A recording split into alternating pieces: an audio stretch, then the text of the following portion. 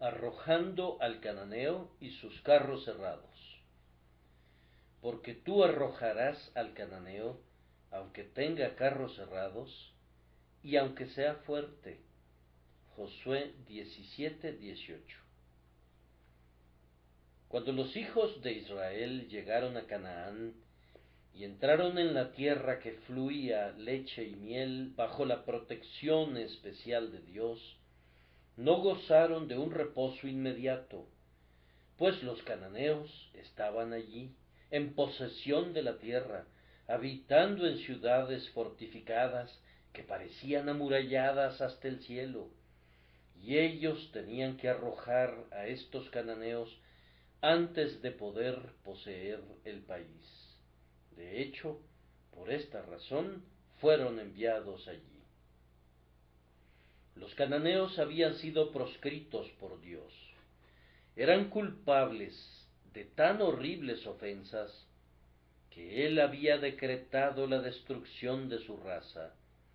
Era necesario para la pureza del mundo que algunas razas de la antigüedad que se habían vuelto horriblemente depravadas fueran suprimidas de la superficie del globo, y los israelitas fueron llevados a esa tierra como verdugos del Señor para aplastar y exterminar a los cananeos. Algunas personas se han atrevido a señalar esto como una masacre repugnante, pero habiendo sido ordenada por el grandioso juez, que tiene poder sobre la vida y la muerte, debemos considerarlo solemnemente como una terrible ejecución decretada por estricta necesidad. Podemos estar sumamente seguros de que quien comisionó a sus oficiales para que consumaran el exterminio tenía la razón más apremiante para que emplearan sus espadas. Dios sabía más que nadie qué era lo necesario para la moralidad del mundo, y llegó a la conclusión de que la iniquidad de los amorreos había rebasado sus límites y ya no debían ser soportados por más tiempo. Los israelitas no podían entrar a su herencia sin primero arrojar a las razas aborígenes, pues se habían convertido en adversarias de Dios y del hombre. Verán entonces, queridos amigos, que Canaán es difícilmente un tipo perfecto del cielo. Puede usarse como tipo en cierto sentido modificado, pero es un emblema mucho más claro de ese estado y condición del alma en los que se encuentra el hombre cuando se ha convertido en un creyente y por fe ha entrado al reposo, mas no a una liberación absolutamente perfecta del pecado. Ha venido a tomar posesión de la herencia del pacto, pero descubre que el cananeo del pecado y del mal todavía se encuentra en la tierra, tanto en la forma del pecado original en su interior, como en forma de tentación proveniente del exterior. Antes de poder gozar plenamente de sus privilegios, debe arrojar sus pecados. Es absolutamente necesario, para que pueda experimentar de lleno las bendiciones del pacto de la gracia, que deba contender con las iniquidades y los males que están dentro de él y en su derredor. Debe arrojar a las diversas tribus de enemigos que, por largo tiempo, han morado en la tierra de su naturaleza. Sin duda, muchos jóvenes cristianos piensan que cuando han sido convertidos, la contienda armada llega a su término.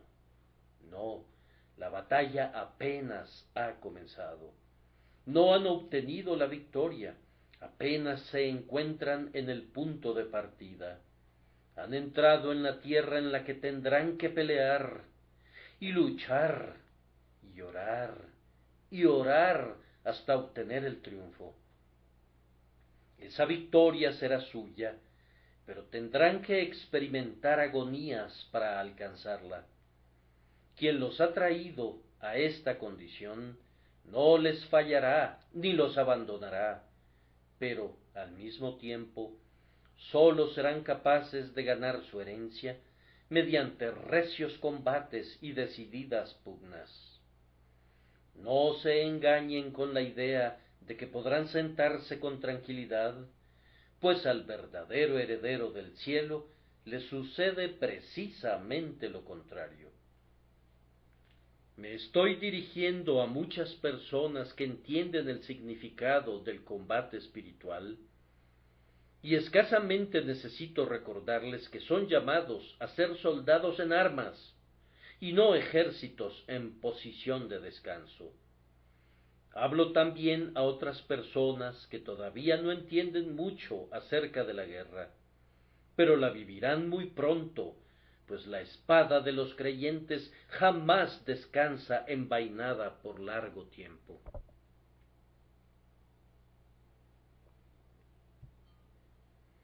El pecado es un enemigo poderoso, y si tú eres un hijo de Dios, tendrás que pelear contra él.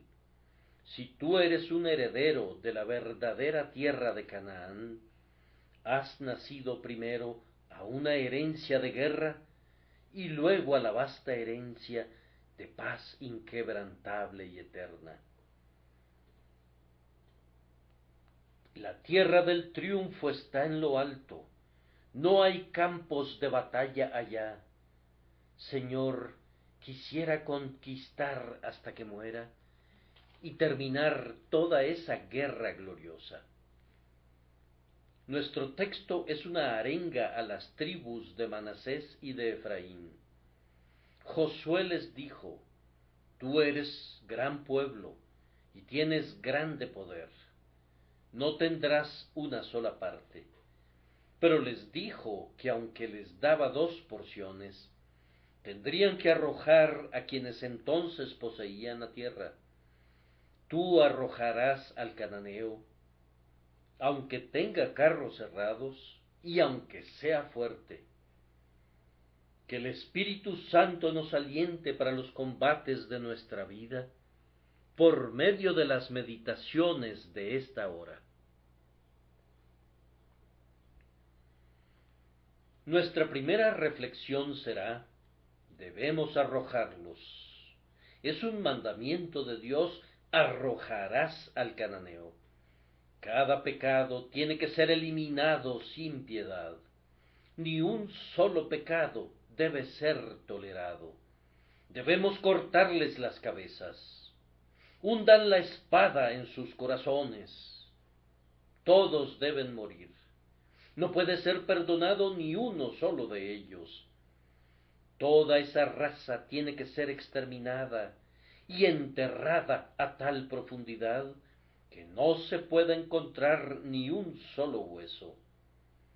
Aquí tenemos una tarea digna de todo el valor de la fe y el poder del amor.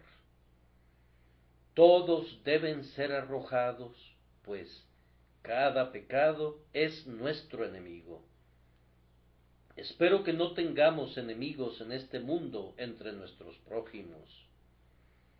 Se requieren 2 personas para tener una riña, y si no queremos reñir, no habrá contienda.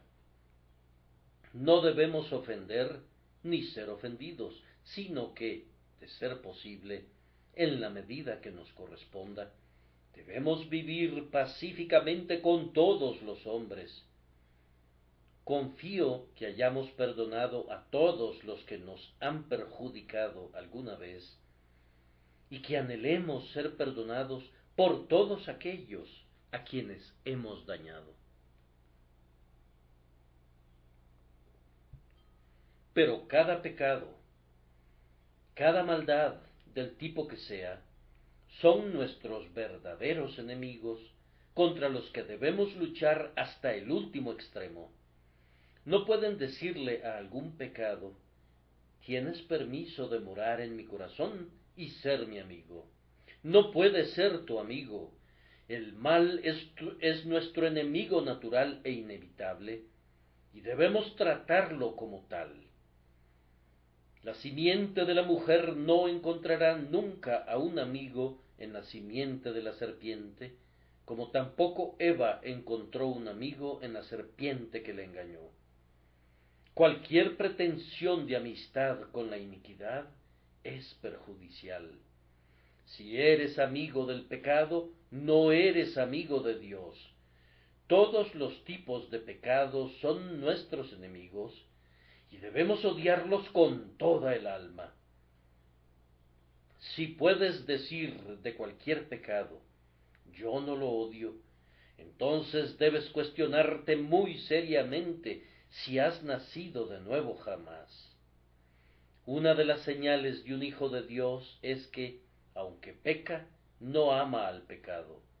Puede caer en pecado, pero él es como una oveja que, si tropieza en el lodo, rápidamente se levanta, pues odia el fango. La puerca se revuelca donde la oveja está angustiada. Ahora, nosotros no somos el cerdo que ama el lodazal, aunque somos como ovejas que a veces resbalan por sus patas. Pluguiera a Dios que nunca resbaláramos. ¡Qué miseria tan grande es el pecado para nosotros! La impiedad es el peor de los males para el hombre piadoso.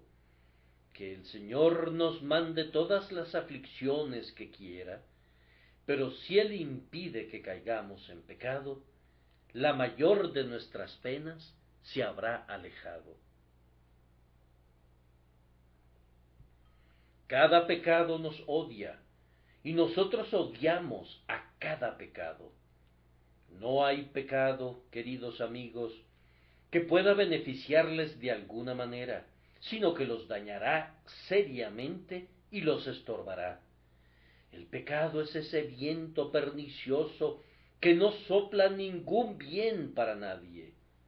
No hay ninguna belleza en el pecado, no hay ningún consuelo en el pecado, no hay ninguna fuerza en el pecado, no hay absolutamente nada bueno en el pecado. Desde su coronilla hasta la planta del pie está lleno de magulladuras y de llagas putrefactas. No hay nada que podamos decir a favor suyo. Y estoy seguro que ningún heredero del cielo apoyaría su causa o argumentaría en pro de él. Tú odias el pecado y el pecado te odia a ti. Te hará todo el daño que pueda. Nunca estará satisfecho con el perjuicio que ha obrado en ti. Tratará de conducirte más adentro y más adentro del peligro y terminará por arrastrarte al infierno. El pecado quiere destruirte por completo, si pudiera, y ciertamente podría y lo haría, si la gracia de Dios no lo previniera. Proclama entonces una guerra sin cuartel contra todo pecado. Proclama guerra a muerte contra el pecado. Los cananeos combaten contra ti, cuídate tú también de luchar en su contra. Levanta el estandarte teñido con sangre. Saca tu espada y no la envaines de nuevo. Mientras el pecado permanezca en nuestros corazones, o en nuestras vidas, o en el mundo, debe ser combatido hasta su muerte. Además, debemos contender contra todos estos cananeos y arrojarlos, pues el pecado es el más cruel enemigo de nuestro Señor. Jesús aborrece todo el mal, y el mal en toda forma lo persiguió. Él cargó en su propio cuerpo con todo tipo de pecados sobre el madero, de nuestros pecados, y todos ellos fueron puestos sobre él. Procedieron los azotes en su espalda, cuando los que araban le abrieron profundos surcos. De nuestros pecados provino el sudor sangriento que lo cubrió de pies a cabeza. De nuestros pecados salieron la corona de espinas, los clavos, la lanza, el vinagre y la hiel, y la terrible agonía de la muerte, el pecado. ¡Oh, cuánto lo abomina nuestro Señor!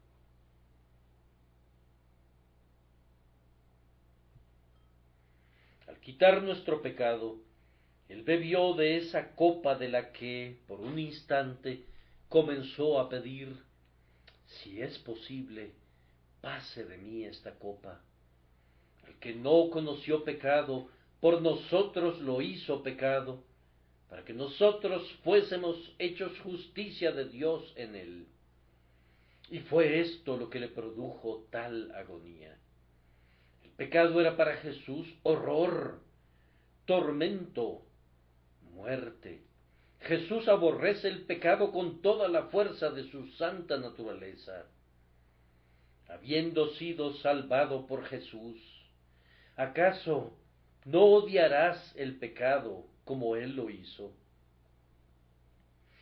¿Habrá alguna persona aquí que guarde en su cajón, como un valioso tesoro, el cuchillo utilizado para asesinar a su padre? Nuestros pecados fueron las dagas que quitaron la vida al Salvador. ¿Podemos soportar pensar en ellas?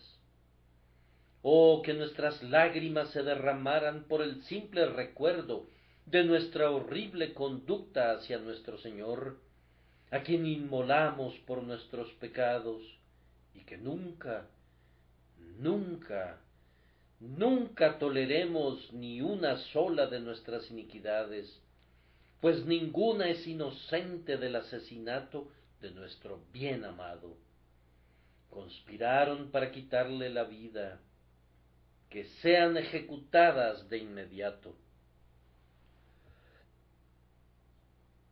Oh, cuánto odio esas concupiscencias mías que crucificaron a mi Dios, esos pecados que traspasaron y clavaron su carne con firmeza al fatal madero. Sí, mi Redentor, ellos morirán, mi corazón lo ha decretado así, y no perdonaré las cosas culpables que hicieron sangrar a mi Salvador. Mientras con un corazón derretido, quebrantado, veo a mi inmolado Señor, voy a vengarme de todos mis pecados, matando también a esos asesinos. Recuerden, hermanos, que no podemos tener a Cristo y aceptar a la vez que un pecado reine en nuestros corazones. Venimos a Cristo como pecadores, pero cuando recibimos a Cristo, Él nos dice: el pecado no se enseñoreará de vosotros. El pecado podrá mirar nuestra naturaleza, como en efecto lo hace, con sus tentadoras hechicerías. El pecado podrá cabalgar en nuestra naturaleza, como en efecto lo hace, pisoteando todo lo que es bueno. El pecado podrá espiar a nuestra naturaleza, como en efecto lo hace, listo para conspirar contra el Rey de Reyes, pero no puede reinar en nuestra naturaleza, pues ha sido sujetada a otra soberanía. Cristo está sobre el trono. Así también la gracia reine por la justicia para vida eterna en nuestra naturaleza, en este tiempo presente. No es posible que coloquemos al pecado en algún trono, aunque esté situado más abajo del trono de Cristo. Tampoco podemos obedecer sus concupiscencias. Nuestro Señor Jesús no quiere compartir su dominio con un ángel, mucho menos lo hará con un pecado. Si tú quieres poner a la iniquidad en el trono de tu corazón, estás perdido. No hay ninguna esperanza para ti. Tú puedes tener a Cristo y abandonar tu pecado. pero no puedes tener a Cristo y abrazar tu pecado. Cristo te ayudará a matar tu pecado, pero si dices, no, sino que voy a tolerar este mal, aunque luego agregues, ¿acaso no es muy pequeñito? Perecerás en tu iniquidad. Si tienes un pecado favorito que quieres guardar, Cristo y tu alma no estarán de acuerdo nunca. No podrá haber paz entre tú y Cristo mientras haya paz entre tú y el pecado, sin importar cuál sea ese pecado.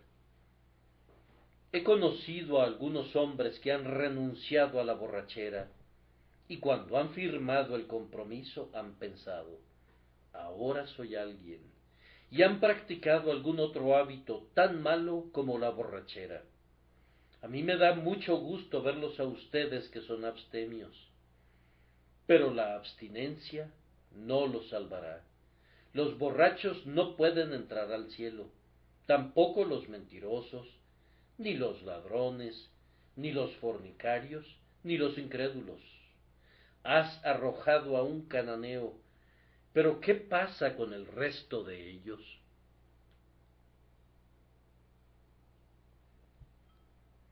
Un hombre dice, no puedo soportar el despilfarro. El gasto extravagante de ese joven libertino es abominable. Eso es correcto, pero ¿acaso la avaricia no es también abominable? Yo no creo que vayas a gastar jamás demasiado dinero, pues eres un viejo y vil tacaño. Nunca serías tentado para que malgastes tu dinero, porque lo amas demasiado.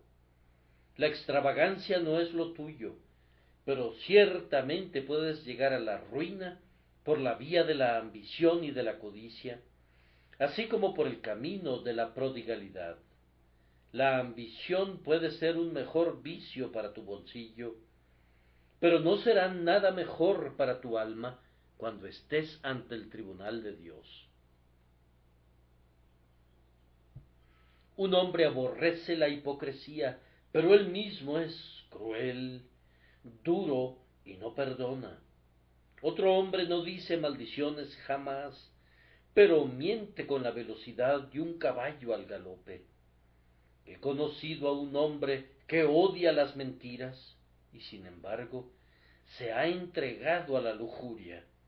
He conocido a otro hombre que ha sido perfectamente puro en cuanto al pecado de la carne, pero es tan orgulloso como el propio Lucifer, y el orgullo destruirá al hombre lo mismo que cualquier otra forma de pecado.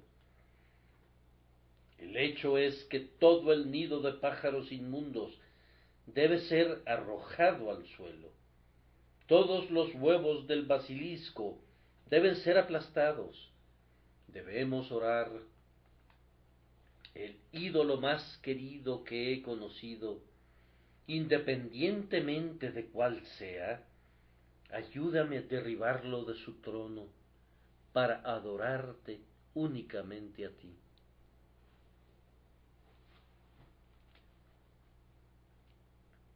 Supongan que uno de nuestros misioneros regresara de la India diciendo, he logrado una grande maravilla entre los nativos. A todo lo largo de uno de los distritos que visité y donde prediqué, hice maravillas. Los encontré adorando a dioses hechos de barro procedentes del Ganges. Les mostré la insensatez de eso, y ellos destruyeron esos dioses hechos de barro. Algunos de ellos poseían dioses de madera, y los induje a que los quemaran a todos. Pero también tenían unos dioses muy hermosos, dioses hechos de mármol, y de oro, y de plata, y no tuve el valor de pedirles que los destruyeran. Eran muy artísticos y valiosos y venerables. Vamos, uno de ellos tenía ojos que eran diamantes, otro tenía en su muñeca una pulsera de rubíes. Ah, señor misionero, No vemos ninguna razón para tu autocongratulación, de modo que dejaste que ese pueblo adorara a aquellos preciosos dioses, ¿no es cierto? ¿Dónde está el bien que hiciste? No lograste absolutamente nada. Adorar a un dios de oro es evidentemente una idolatría tan perniciosa como adorar a un dios de barro. Ahora, si nosotros venimos a ustedes y tratamos de igual manera con el vicio, y mejoramos la educación y la conducta de las masas para elevar el nivel del pueblo, ¿qué habríamos conseguido si nos quedáramos allí? Habríamos quitado un grupo de pecados, pero habríamos dejado otros. Destruimos los dioses de barro, pero si dejáramos los dioses de oro y de plata, ¿qué bien habríamos promovido como a los ojos de Dios? Muchos hombres han sido liberados de los peldaños inferiores de la lascivia, y eso está muy bien, pero los escalones superiores de las impiedades espirituales en los lugares altos permanecieron intactos. ¿Y cuál fue el resultado final? Algo bueno para este mundo, pero nada para el siguiente. Algo bueno para la moralidad, pero nada para la espiritualidad. A la larga no habríamos conseguido mucho ni siquiera en materia de conducta, pues los vicios más repugnantes medran junto a un grandioso refinamiento aparente. Incluso el rey de Sodoma era un perfecto caballero. Muchos vividores infames e inmundos son honrados por la sociedad por causa de sus mentes cultivadas. Todos los tipos de pecados deben ser arrojados cuando la gracia toma posesión del alma. Destruyan al becerro de oro. Este ídolo costoso debe ser molido hasta reducirlo a polvo y esparcirlo sobre las aguas. El becerro de oro es tan detestable ante el Señor como los dioses más miserables hechos de madera.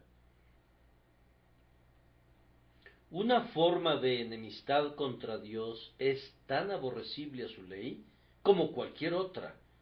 El pecado vestido de seda es un rebelde tan grande como el pecado cubierto de harapos.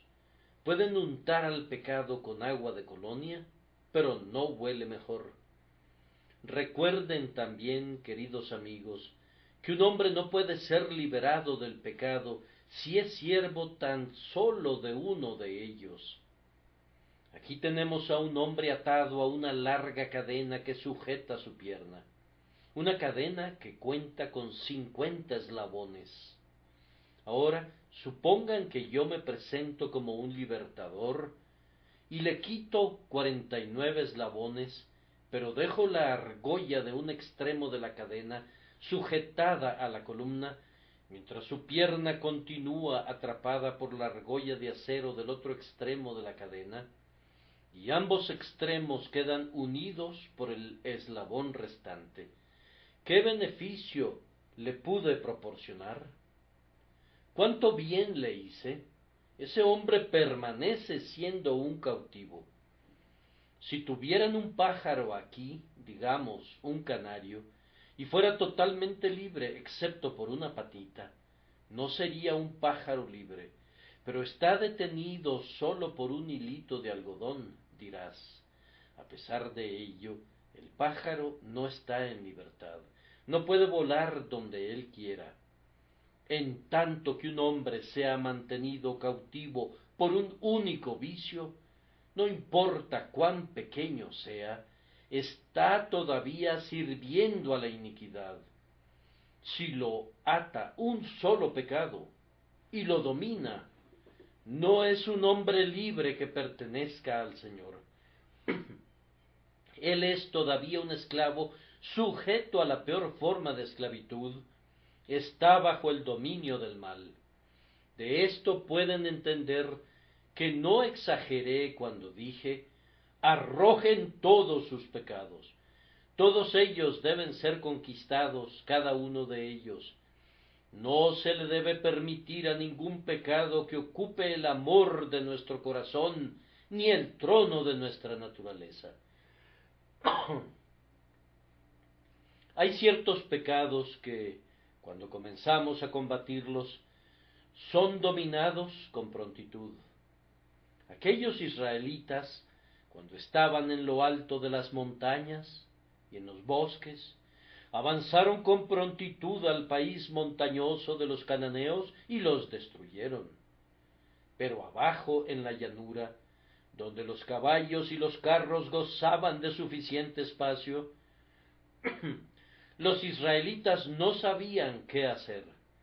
Estaban confundidos, pues algunos de estos cananeos tenían carros cerrados que tenían puntas filosas incrustadas en sus ejes, y cuando arremetían en medio de las filas del ejército enemigo, destrozaban a los soldados de la misma manera que una máquina cosechadora corta las matas del maíz.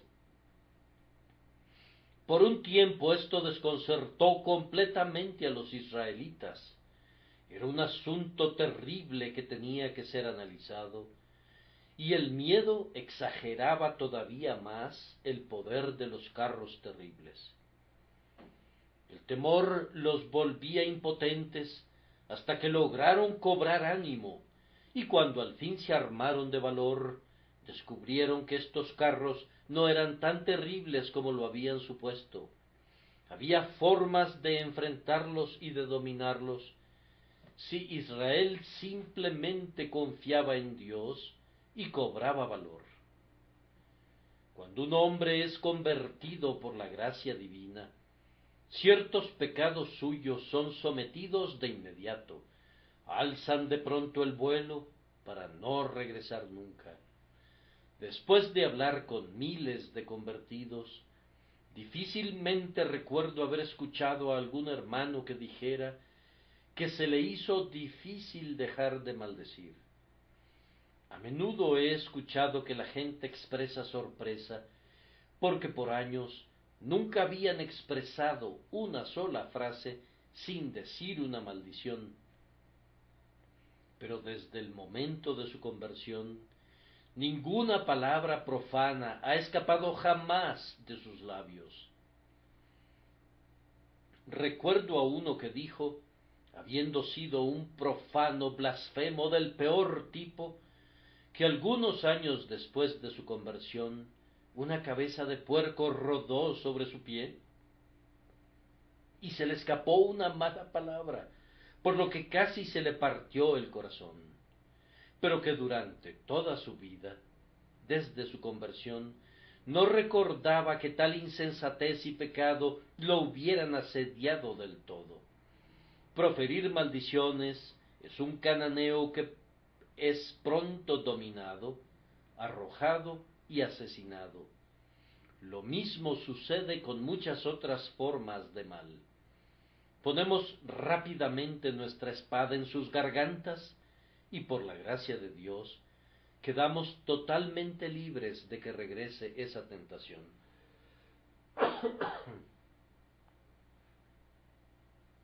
Tales pecados, aunque una vez fueron poderosos, quedan muertos en el campo de batalla. Gloria sea dada a Dios. La cabeza de Goliat rueda por tierra. Sísara tiene una estaca metida por su sien. Eglón es apuñalado en el corazón. Los enemigos de Dios y de nuestras almas están muertos. Yo sé que algunos de ustedes pueden dar testimonio de que sus pecados favoritos se volvieron tan repugnantes que no han vuelto a sentir la tentación de desviarse en esa dirección. Y si algún deseo ha cruzado por su mente, se han sublevado en su contra y lo han arrojado lejos con indignación. Pero ciertos pecados son mucho más difíciles de tratar. Esos buscan la pelea, y algunos de ellos parecen tener más vidas que un gato. No hay forma de matarlos. Cuando creen haberlos aniquilado, están de nuevo en pie y en plan de pelea. Puede decirse que poseen carros cerrados. Estos pecados son algunas veces aquellos que han ganado su poder, sus carros cerrados, a través de largos hábitos. ¿Mudará el etíope su piel y el leopardo sus manchas? No, no lo hará nunca, pero la gracia de Dios puede obrar ese cambio. La gracia de Dios ha quitado todas las manchas a muchos leopardos y todo lo negro a multitudes de etíopes. Pero, ocasionalmente, los viejos hábitos profundamente arraigados se levantan de nuevo de sus tumbas en una horripilante resurrección. ¿Acaso no se han dado cuenta de que les viene a la memoria una estrofa de una vieja canción cuando han estado en oración? Si han estado muy cerca de Dios, ¿no se han sobresaltado inesperadamente por el recuerdo de una cosa asquerosa en la que alguna vez se hundieron? Es terrible el poder del hábito que ha sostenido su influencia por largo tiempo. No es fácil desenraizar al roble que ha crecido por muchos años. Estos hábitos construyeron carros cerrados, a los que se suben los pecados, y se convierten en terribles enemigos de nuestros santos deseos y fervientes resoluciones. Algunos pecados consiguen sus carros cerrados por ser connaturales con nuestra constitución. Ciertos hermanos y hermanas son tristemente de temperamento irascible, y en tanto que vivan, tendrán que mantenerse en guardia contra los súbitos estallidos de ira y de hablar con labios imprudentes. Son rápidos e impresionables, y esto en sí mismo podría no ser un serio mal. Pero cuando el pecado blande esa rapidez y esa impresionabilidad, entonces surge el mal. ¿Cuántos sinceros hijos de Dios han tenido que ir por años gimiendo como si tuvieran sus huesos rotos por causa de esa ligereza proveniente de un carácter irascible? Ustedes no deben excusar estos pecados surgidos de la propia Constitución. Les suplico que se graben lo que digo en relación a este tema, pues muchos llegan a la ruina por suponer que sus faltas constitucionales difícilmente son faltas, sino que son accidentes inevitables. No deben decir acerca de ningún pecado, no puedo evitarlo. Tienen que evitarlo. No deben decir, oh, pero eso es natural para mí. Yo sé que es natural. Esa es precisamente la razón por la que debes estar doblemente en guardia contra él. Todo lo que venga de la naturaleza, sí, y de la naturaleza caída en su mejor expresión, tiene que ser puesto a los pies de Cristo para que la gracia pueda reinar sobre toda forma de mal. Con frecuencia el carro errado aumenta su fuerza porque un cierto pecado llega desplomándose sobre ustedes de manera súbita y los toma desprevenidos. Si un hombre advirtiera una tentación, podría ser capaz de superarla, pero las tentaciones no nos dan un previo aviso. ¿Acaso podemos esperar que lo hagan? El marinero no espera ser advertido de cada ráfaga de viento que sopla sobre él. El soldado en la batalla no cuenta con recibir una advertencia de cada bala que venga dirigida contra él. ¿Por qué artificio podríamos mantenernos conscientes de cada avance del maligno? La propia esencia de la tentación yace a menudo en su carácter súbito. Somos alzados y sacudidos si no estamos siempre en alerta. Sin embargo, no debemos decir por esto, no puedo evitarlo, pues tenemos que estar más en guardia y acercarnos cada vez más a Dios en oración.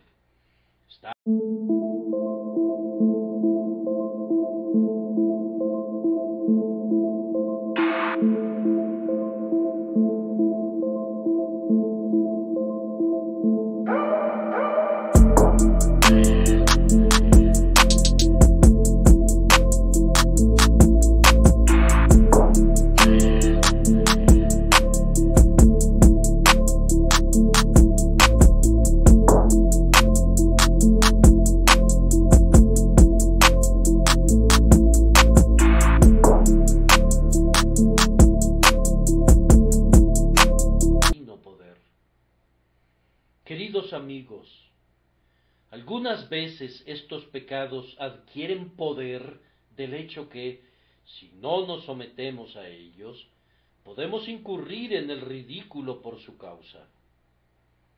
Muchos creyentes verdaderos que soportarían ser quemados en la hoguera no podrían resistir que se rían de ellos.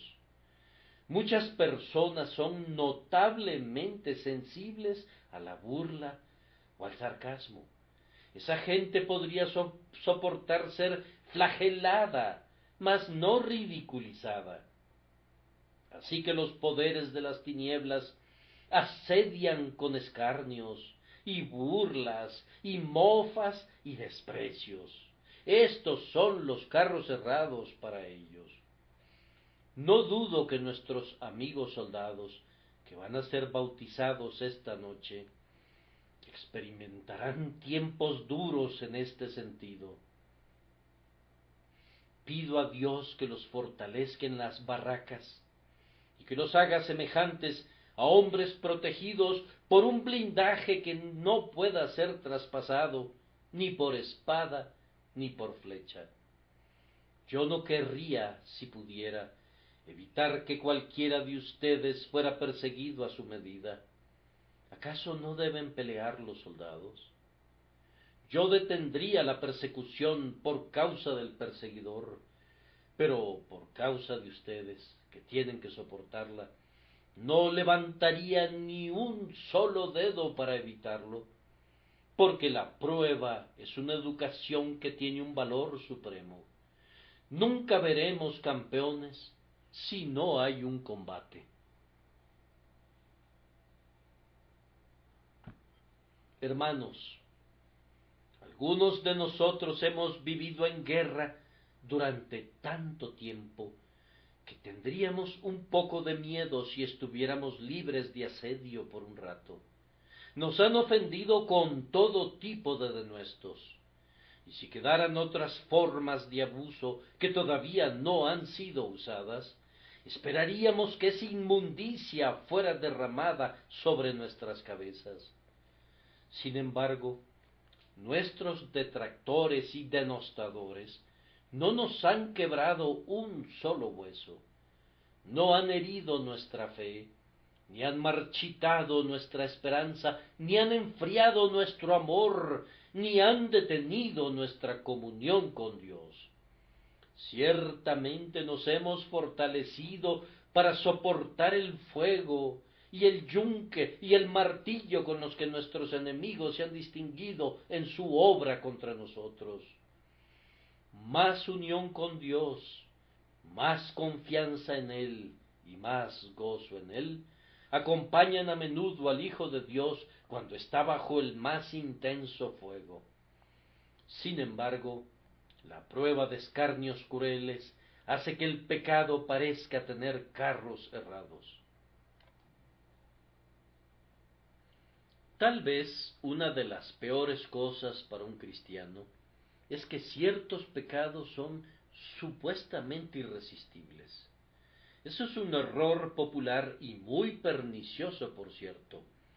Estos carros cerrados, decían los israelitas, es inútil tratar de contender con ellos. Así que se dieron las llanuras a los cananeos. Es una triste calamidad cuando una persona cristiana dice: puedo mantenerme recto en todo, excepto en eso. No me limites allí. Debes concederme mucha amplitud en esa dirección. Por favor, haz concesiones necesarias debido a mi constitución peculiar. Toda argumentación así es malévola. Escúchame muy bien, hermana. Yo voy a hacer las concesiones por ti, pero te suplico que no hagas concesiones para ti. Hermano mío, yo te imploro, no te concedas licencia para pecar. Si yo doy una amable excusa en tu caso, simpatizando con tu debilidad, siendo un hombre igual que tú, eso es una cosa. Pero que tú mismo te otorgues concesiones sería muy lesivo para tu alma. Tienes que dominar y destruir al pecado por el que solicitas tolerancia. Fíjate bien en esto. No debes, no te atrevas a permitir que cualquier pecado se enseñoree de ti. Y si tú sabes que no te domina, no por eso aduzcas que puedes tolerarlo, sino que saca la conclusión contraria. Debido a que se ha enseñoreado de ti, concentra tu fortaleza entera en su destrucción completa. El pecado debe ser derribado, que no lo perdone tu ojo. El cananeo debe ser arrojado. Los mejores y los más hermosos de la raza deben caer por la espada. Nosotros no podemos entrar al cielo mientras permanezca en nosotros un solo pecado, pues son sin mancha delante del trono de Dios. Antes que podamos atravesar el portal adornado con perlas, cada mancha y arruga deben ser quitadas de nosotros. Vean su llamamiento, hermanos, véanlo muy bien. ¿Acaso no necesitan fortaleza celestial? ¿Acaso no buscarán al Espíritu Santo?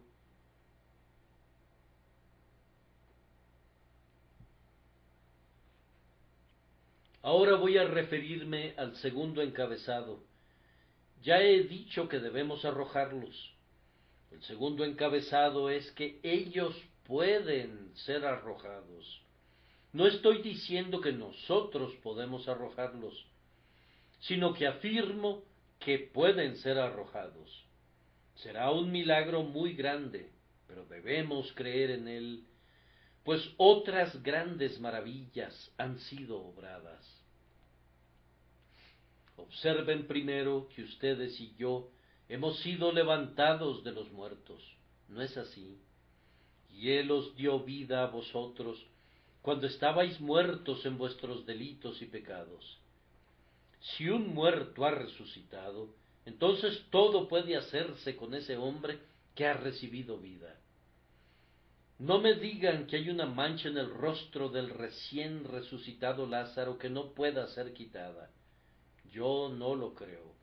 No me digan que hay un dedo torcido que no pueda ser enderezado.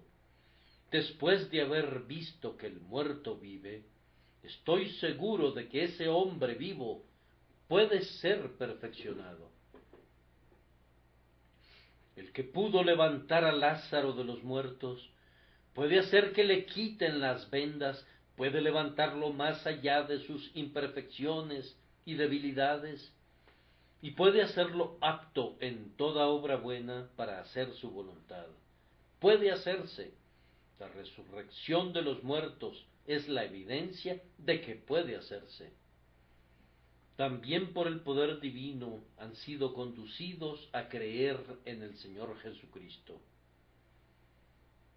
Si han creído en el Señor Jesucristo como resultado de la presencia de la gracia divina en sus corazones, ¿qué hay que no puedan lograr? La fe en el Señor Jesucristo es algo muy simple, dirán ustedes. Yo sé que lo es, pero aún así es la cosa más grandiosa que pueda tener el hombre. ¿Qué debemos hacer?, le dijeron a Jesús, para poner en práctica las obras de Dios. Y él respondió: esta es la obra de Dios. Esta es la obra semejante a la de Dios. la obra del tipo más elevado que pueda ser hecha jamás, que creáis en el que Él ha enviado.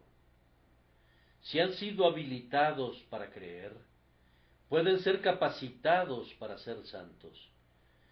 Quien los condujo a ejercer la fe, puede llevarlos por fe a dominar cualquier tipo y todo tipo de iniquidad. A continuación, ustedes ya han conquistado muchos pecados. Miren los montones de cananeos que han matado. Comiencen por el principio, allí donde Dios empezó con ustedes en la obra de gracia en su alma. ¿Acaso no hay una diferencia maravillosa entre lo que ustedes eran entonces y lo que son ahora? ¿Acaso no había pecados atrincherados en su naturaleza como estaban los cananeos en sus ciudades fortificadas? Pero Jericó se desplomó por completo. Huestes y huestes de incredulidades y de iniquidades moraban dentro de su vida diaria, pero las han echado. Por la gracia de Dios, ustedes han resistido la tentación y han escapado de las concupiscencias y han superado las dudas. Hasta aquí han vencido por medio de la sangre del Cordero. Pueden decir: marcha, oh alma mía, con poder. Quien te ha ayudado hasta aquí, seguramente puede ayudarte hasta que concluyas la pelea. No dudes de que la potencia todopoderosa de la divina gracia, que ha logrado tanto, pueda alcanzar todavía más. Sé fuerte y ten valor, pues el propio Señor de los ejércitos está a tu lado. ¿No has visto cómo han conquistado otros cristianos? Oh, deja que tu memoria te recuerde ahora a todos los hermanos y hermanas en quienes viste grandes debilidades y pecados al comienzo de su carrera espiritual. Pero cómo han crecido, cómo han derrotado al pecado innato. Vienen lágrimas a mis ojos cuando pienso en ciertos miembros de esta iglesia, algunos en el cielo y algunos todavía aquí en medio de nosotros. Recuerdo lo que solían ser y lo que son ahora, y difícilmente puedo creer que sean las mismas personas. El carácter fiero ha sido domado, las fuertes pasiones han sido sometidas, la negra melancolía ha sido ahuyentada. Cuando se unieron por primera vez a la iglesia, eran buenos, útiles, hombres incólumes, pero la pera era demasiado dura. No me habría gustado hundir mis dientes en ella. Eran severos, voluntariosos y obstinados. La fruta no solamente era dura, sino amarga, pues con todo su celo eran ásperos, cortantes y completamente el reverso de personas gentiles. Pero ahora, cuán maduros son, qué dulce olor de fruta madura los circunda, cuán preparados están para ser llevados al gran festín arriba. Lo que Dios ha hecho por ellos, puede hacerlo por ti. Él puede quitarte esa dureza, esa condición de fruta verde, ese sabor amargo. Él puede quitar todo eso con su gracia. Cada uno de nosotros debe gastar al menos un par de zapatillas verdes, y cuando las haya gastado, luego se puede poner algo mejor y más cómodo para el viaje, pues tiene sus pies calzados con el apresto del Evangelio de la paz. Generalmente nos ponemos las botas de un insensato al principio, pero Dios, que vuelve sabio al insensato, nos convierte al fin en hombres. Él, que entrena a los bebés hasta sacar de sus labios un poderoso testimonio acerca de su palabra, puede hacer lo mismo con nosotros. Amados, hemos estado hablando acerca de qué puede hacerse y qué no puede hacerse. ¿Hemos pensado acerca de eso? Estamos tratando con el Todopoderoso, y para Él todas las cosas son posibles. Creo ver que mientras la batalla continúa ahora, el enemigo parece prevalecer, y los tímidos corazones de los soldados de la cruz comienzan a retraerse dentro de su pecho. Escuchen, todavía no han llamado a las reservas. ¿Acaso no saben que están a la mano el poder eterno y la deidad, esperando para ayudarles en sus esfuerzos contra todo el mal? Alisten a las reservas, soliciten a su grandioso aliado que envíe refuerzos en esta hora de necesidad. Imploren al Señor que les dé más gracia. Y puesto que han recibido vida de sus manos, oren para que puedan recibirla con mayor abundancia. ¿Acaso sabe alguien cuán santo puede ser? Aún no se ha manifestado lo que hemos de ser. Pidamos a Dios que nos dé gracia para orar y vigilar y creer y esperar, y que la oración de mi amado hermano Williams sea contestada, pues él acaba de orar. Que el más débil de nosotros sea como David, y David como el ángel de Dios. Que Dios nos ayude a convencernos de que los cananeos pueden ser arrojados. Y luego llegamos a una conclusión con nuestro tercer encabezado, que es: ellos serán arrojados. Ellos deben ser arrojados. Ellos pueden ser arrojados. Ellos serán arrojados. Ellos serán arrojados. Ese es un discurso digno de un monarca. Deben es la palabra de un rey. Y serán corresponde a la palabra del Rey de Reyes. Bien, bien, nos aventuramos a decirla, porque únicamente estamos sirviendo de eco a sus tonos soberanos. Por esto murió Cristo. Él amó a la Iglesia y se entregó a sí mismo por ella, para santificarla, habiéndola purificado en el lavamiento del agua por la palabra, a fin de presentársela a sí mismo, una Iglesia gloriosa, que no tuviese mancha ni arruga, ni cosa semejante, sino que fuese santa y sin mancha. Cristo murió para salvar a su pueblo, no de algunos de sus pecados, sino de todos sus pecados. Su sangre preciosa limpia todo pecado. Su expiación perfecta asegura la perfección a sus santos. La muerte del pecado está garantizada por la muerte de Cristo. Oremos hoy fervientemente que el agua y la sangre que fluyeron de tu costado abierto sean del pecado la doble cura, limpiándonos de su culpa y de su poder. Hermanos, por esto vive Cristo, arriba en el cielo.